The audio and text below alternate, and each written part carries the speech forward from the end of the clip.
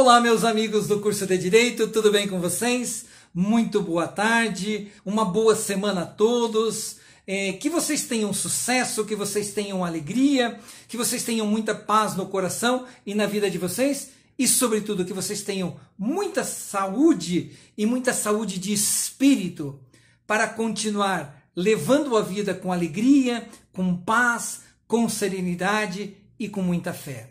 Um grande abraço a todos, sejam todos bem-vindos, bem-vindas na minha aula de hoje.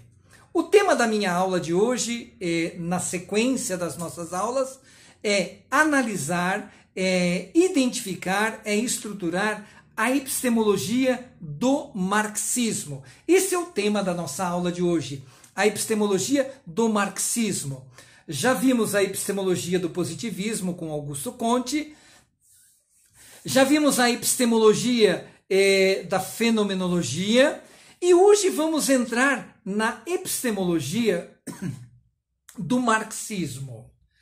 Lembro sempre, meus queridos, que a epistemologia ou as epistemologias, na verdade, são recursos. Quando eu falo de um recurso epistemológico, eu diria assim, são formas de como o pesquisador, de forma como o cientista busca a compreensão das ciências, são recursos para compreender de que forma nós podemos, eu diria assim, cercear a realidade que nos envolve, a realidade da ciência que nos envolve e compreendê-la na sua maior amplitude, na sua maior exatidão, ok? Quando nós falamos do marxismo, com certeza, talvez pelos ranços históricos que essa corrente ideológica, que depois se tornou um partido político, e então alguns ranços históricos que nós encontramos vinculados à questão do marxismo, do comunismo, do socialismo, então parece assim que para alguns, num primeiro momento, nossa, falar do marxismo é alguma coisa às vezes assim, meio, parece assim, gera um certo desconforto, gera uma certa... E quando nós vamos estudar, realmente, eu diria, esta, no meu entender, é uma das epistemologias, para quem estuda direito, eu diria assim, de capital importância. De capital importância. E vou tentar justificar o porquê. A minha aula sobre a epistemologia do marxismo, ela tem 3 momentos. No primeiro é mostrar o que é o marxismo, um pouquinho quem é Marx e quais são as principais obras de Marx, tá? Num segundo momento, tentar compreender efetivamente de que forma essa teoria do marxismo ela ganhou consistência e quais são os critérios epistemológicos que Marx usa para fazer a análise da ciência.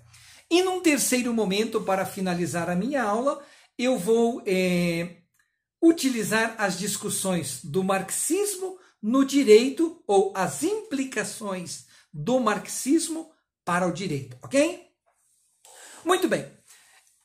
Primeira parte da aula. Quem é Marx? A gente sabe que Marx, quando você lê a biografia de Marx, quando você vê assim toda a história de Marx, ele é um personagem bastante assim amado por uns, odiado por outros. Ele é uma figura, eu diria, Marx é uma figura muito emblemática, tá? Ele é uma figura, uma figura muito emblemática, muito contestada, muito amada. Alguns colocam ele num pedestal grande, outros jogam ele lá no fundo e dizem assim, não. Então é um cara que causou uma certa, eu diria assim, uma certa confusão na ciência, no bom sentido da palavra. Para lembrar, Marx, olha, Marx é formado em Direito, tá? É importante lembrar disso. O pai de Marx era formado em Direito, inclusive era procurador de Justiça, o pai de Marx. Marx é sociólogo, Marx é filósofo e doutor em filosofia. E nos últimos anos da vida de Marx, é importante lembrar que Marx, além desses títulos que ele tinha, Marx exerceu a carreira de jornalista para a divulgação dos seus escritos, para divulgar as suas ideias, as suas ideologias, ok? Para compreender Marx, para entender Marx, não tem como dissociá-lo, eu tenho que vincular o pensador Marx ao pensador Engels. Marx e Engels são dois pensadores que dão consistência ao movimento comunista, ao movimento, se quisermos, marxista, para ser mais exato. Se nós formos procurar a fundo o que é a teoria de Marx, é claro que eu preciso me reportar às fontes primárias. A minha aula de hoje ela é toda baseada, ela é toda fundamentada nas epistemologias do Augusto Trivinhos, tá? Eu busquei só as teorias dele, eu gosto muito da forma como ele coloca o marxismo, tá? Ele coloca as 3 epistemologias, mas a forma como ele aborda o marxismo. Então eu fundamentei basicamente nas explicações do Augusto Trivinhos. Mas se eu quero compreender o pensamento de Marx, é claro que eu tenho que ir às fontes. Então veja, para compreender o que é o marxismo, é claro que eu tenho que compreender as principais obras de Marx, eu tenho que ler as obras de Marx. Se eu quero fazer uma crítica, ou se eu quero me apropriar desse viés epistemológico de Marx, eu preciso ler as obras de Marx. Então eu não posso fazer assim uma mera crítica ao pensamento marxista, gratuito ou subjetivo, e nem endeusar o pensamento de Marx de uma forma assim radical. É preciso ler com critério e é preciso identificar as raízes do pensamento de Marx. E claro, as obras dele, eu vou apenas elencar algumas aqui das mais importantes. O Manifesto Comunista, tá? O Manifesto Comunista, que é de 1848.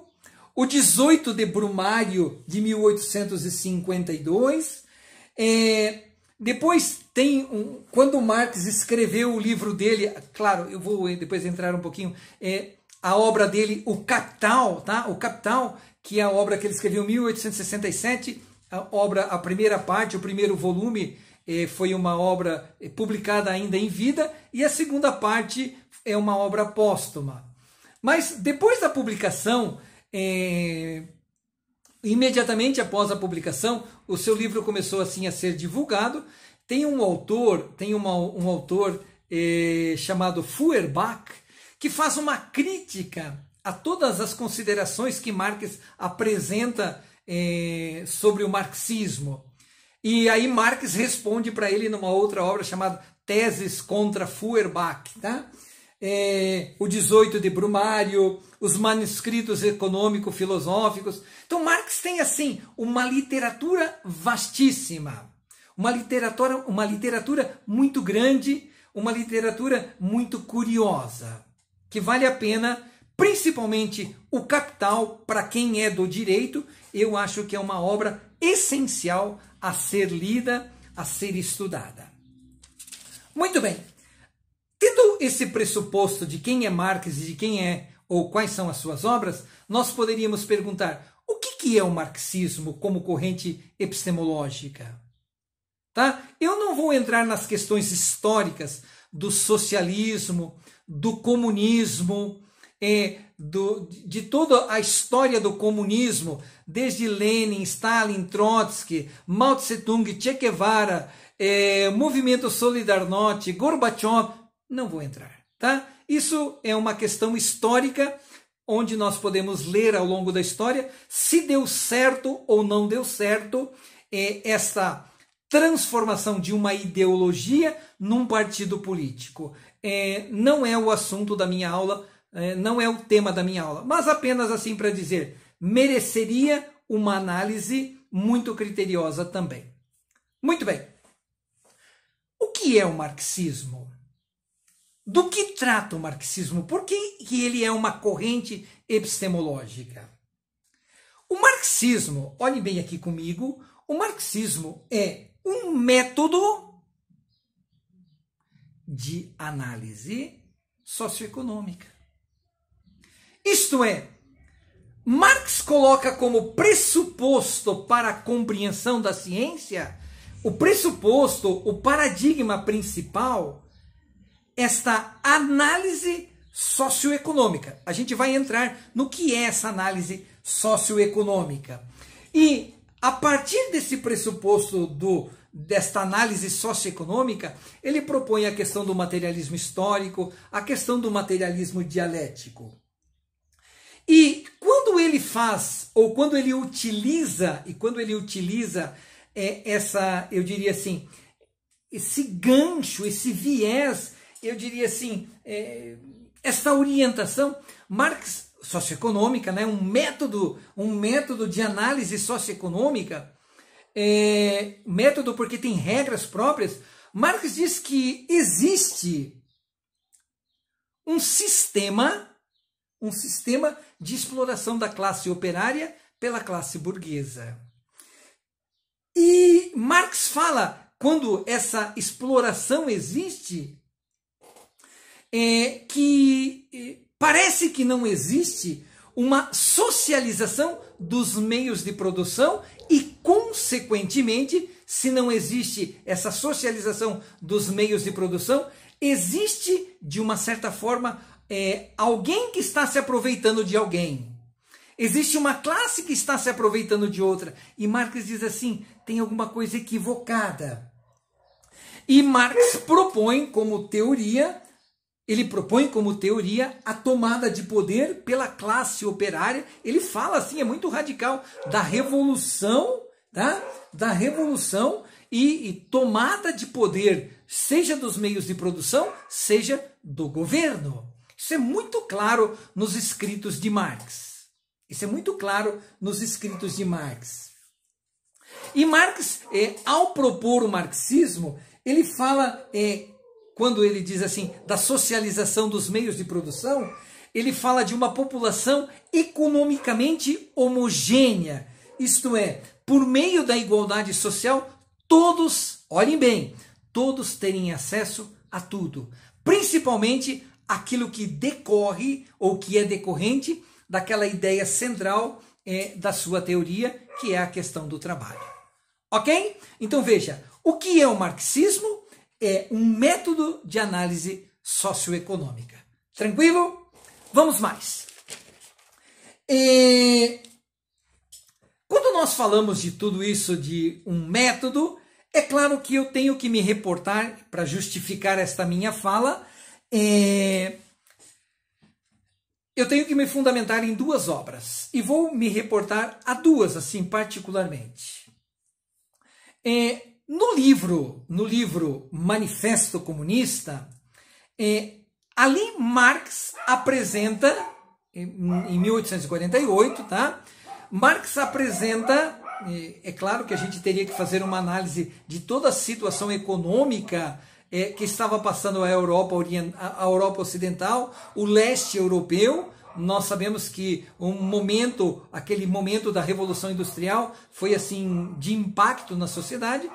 Então, Marx, no seu livro O Manifesto Comunista, ou com o livro Manifesto Comunista, ele apresenta os princípios do comunismo, ele apresenta as ideias da luta de classe, como essa luta de classe ela tem como finalidade promover essa tomada de poder pela população, para que essa população possa ter um acesso homogêneo aos resultados de meio de produção. E Marx faz uma análise muito crítica, e aí ele propõe o materialismo histórico, que nós já vamos ver o que é. Então veja, esse método socioeconômico está presente no livro Manifesto Comunista. E na sua obra que fundamenta, na sua obra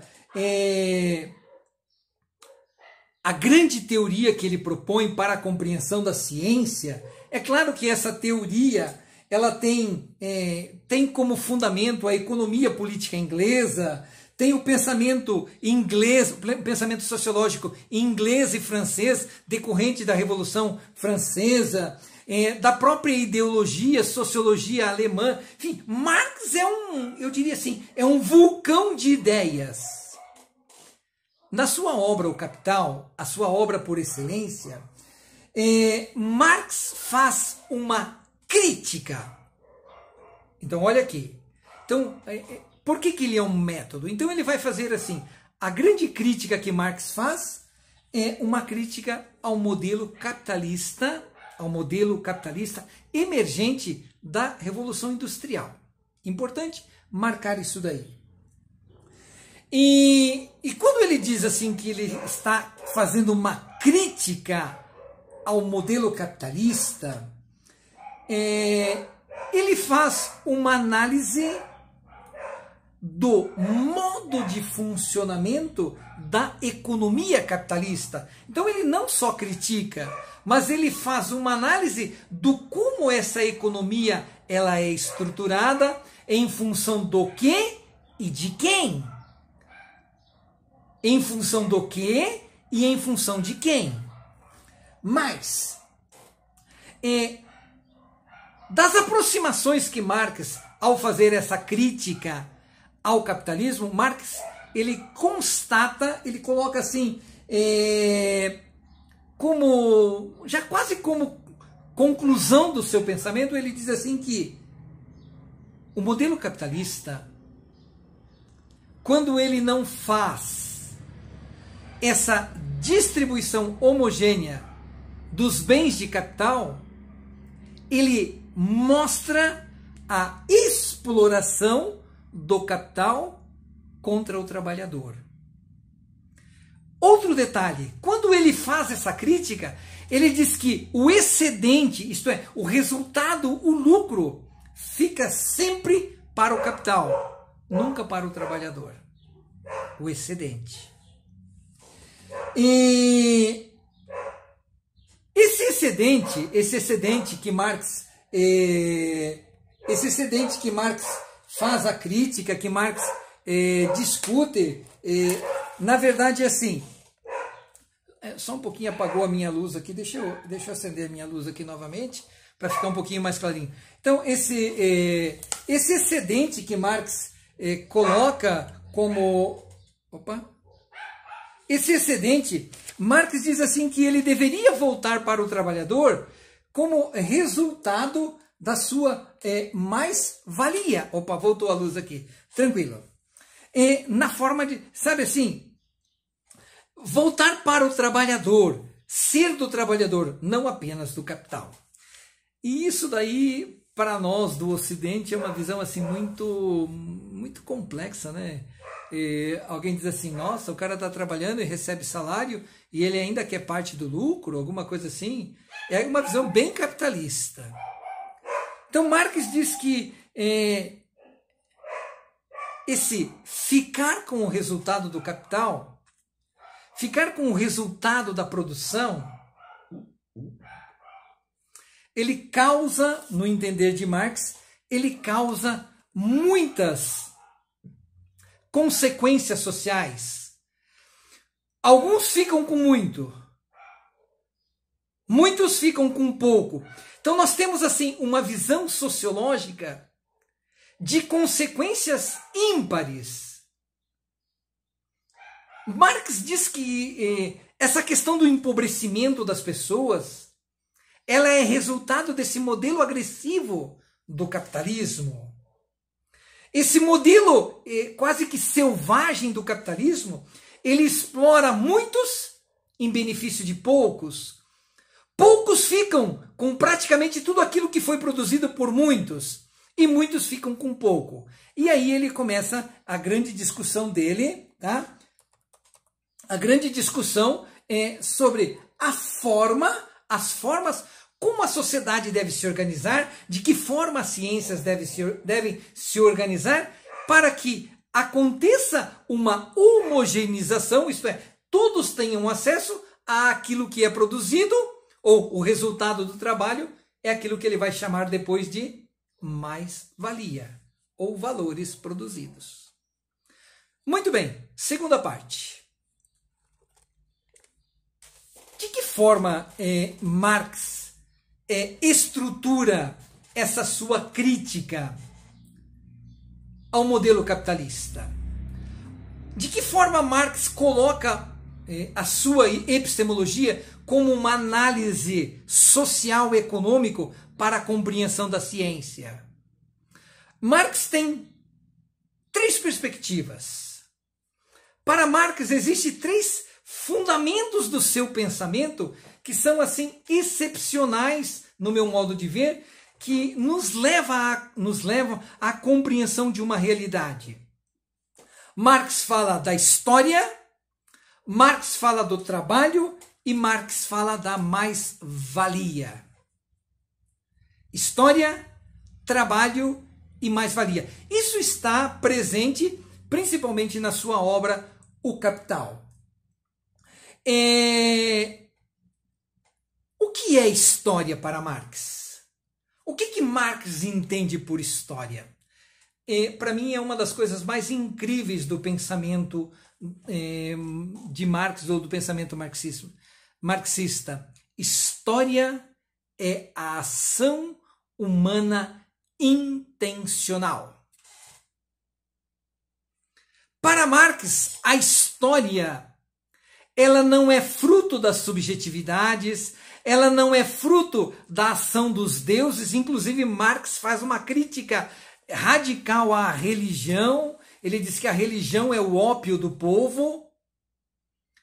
E Marx diz que a história, essa análise socioeconômica, se nós queremos compreender por que existe exploração, por que existe divisão de classes, por que existe essa dissociação do acesso aos bens, Marx fala que isso é histórico, isso é feito pelo homem.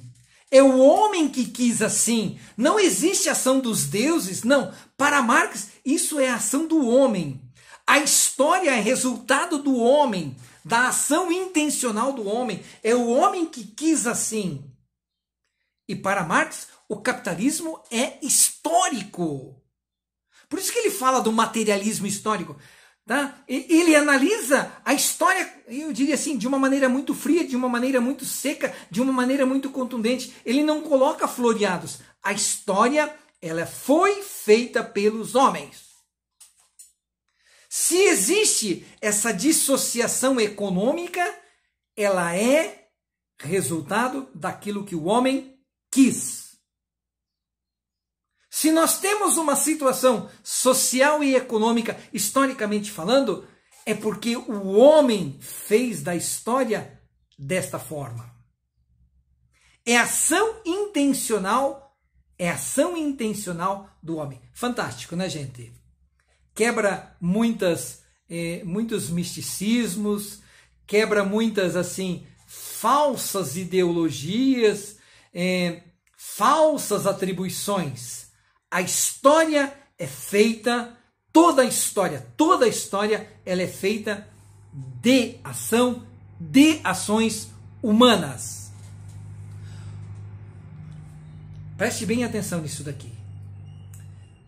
Segunda análise de Marx. Marx fala muito do trabalho. Por isso que ele é um método, tá? Ele é um método de análise socioeconômica. E Marx vai dizer que se eu quero compreender as transformações sociais, eu preciso compreender a categoria trabalho. O que é trabalho para Marx? Marx entende trabalho como transformação da natureza. Isto é, no momento em que o homem modifica a natureza, no momento em que o homem transforma a natureza, trabalho para ele é esta mudança na natureza, esta mudança e os resultados desta mudança se tornam o quê? Valores. Aquilo que ele vai chamar de capital. E o que é a mais-valia para Marx? Terceiro, é aquilo que é produzido pelo trabalhador como resultado da sua transformação da natureza. Ou, em outras palavras, para Marx, aquilo que o homem produz, aquilo que o homem faz por meio do trabalho, deve ficar para ele. Ele é o protagonista. Ele é aquele que transforma a natureza. Ele é aquele que modifica a natureza e, nessa transformação, o resultado dela tem valor. Então Marx diz que o trabalho tem valor. O trabalho, o resultado do trabalho, seja numa linha de serviço ou seja numa linha de produtos, ele transforma a natureza e o resultado disso daí é resultado em valores. Ele é quantificável. Por isso que Marx diz que a burguesia ou o excedente do salário não pode ficar para apenas o patrão. Para Marx, o excedente tem que ficar para todos, porque é o homem que transforma a natureza. E claro que nesse viés de história, de trabalho e de mais-valia, é claro que Marx depois vai falar da revolução ou das revoluções como forma de tomada do poder e como forma de tomada dos meios de produção, para que essa homogeneização dos bens ou dos resultados dos bens produzidos cheguem a todos, tudo chegue a todos e não haja essa divergência, eu diria assim, esse impacto entre classes. Não tenhamos poucos ricos e muitos pobres, mas que tenhamos uma sociedade justa e democrática. Terceira parte da nossa aula. Aqui talvez entra o nosso papel de profissionais do direito. Tá? Profissionais do direito.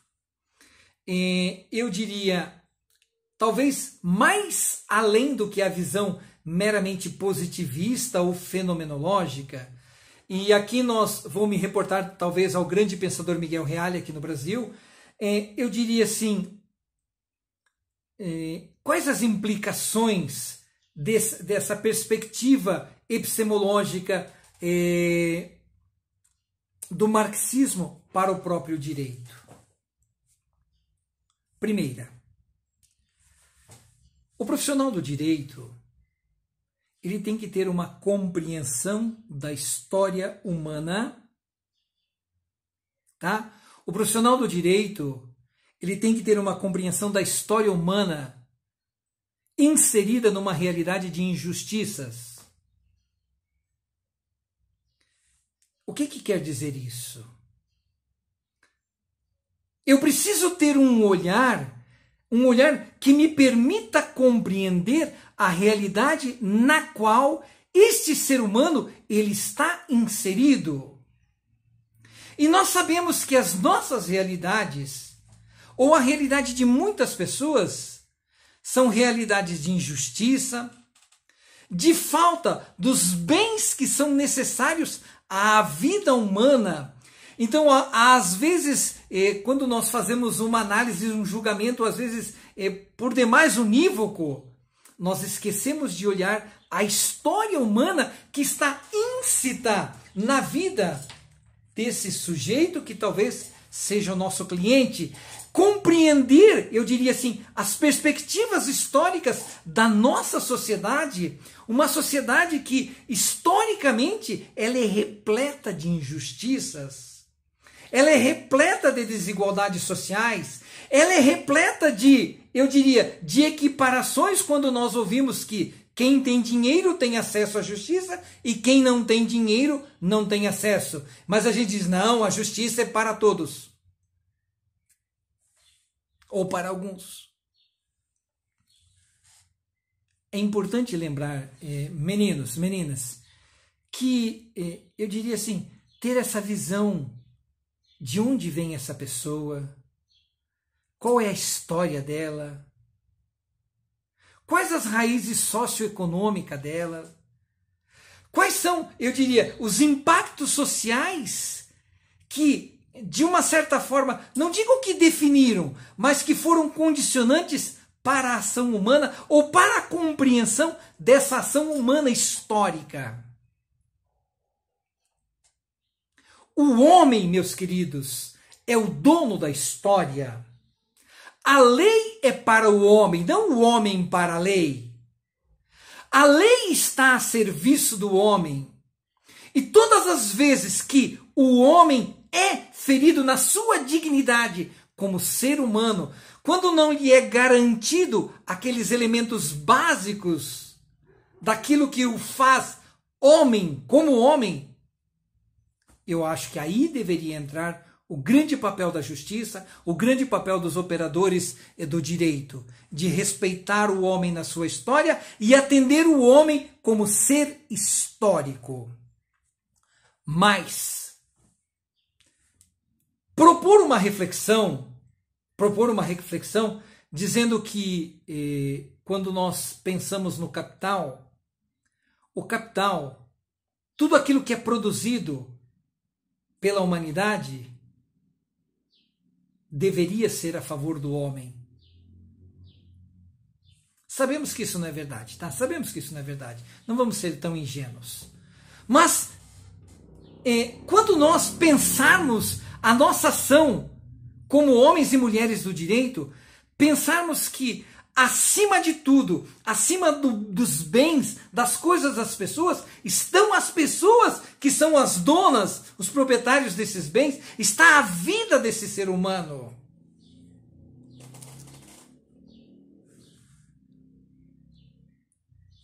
O que deveria pensar o homem do direito?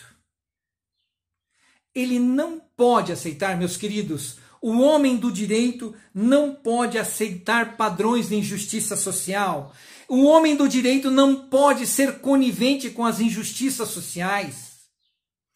O homem do direito não pode aceitar passivamente. A sua ação, o seu trabalho jurídico não pode ser aceitar e dizer que tudo está lindo, estamos em berço esplêndido. Não. O direito está a serviço do homem. Tá? O direito está a serviço do homem para analisar, por isso um método para analisar todas aquelas circunstâncias que ferem a dignidade do homem na sua história. O direito a favor do homem, o direito a serviço do homem, o direito a serviço dos interesses da humanidade, não a serviço do interesse de alguns grupos, de alguns clãs, de alguns trustes, mas um serviço do direito que promova a transformação, que não aceita a injustiça, mas que promova a transformação social. Ok, meus queridos? Obrigado pela atenção de vocês. Espero ter contribuído. Sempre lá no finalzinho, dá um joinha lá no nosso canal e compartilhe, se vocês puderem, as nossas ideias. E, por favor, nos mande questionamentos e críticas a respeito do nosso trabalho. Beleza, meus queridos? Um abraço, boa semana. Fiquem com Deus.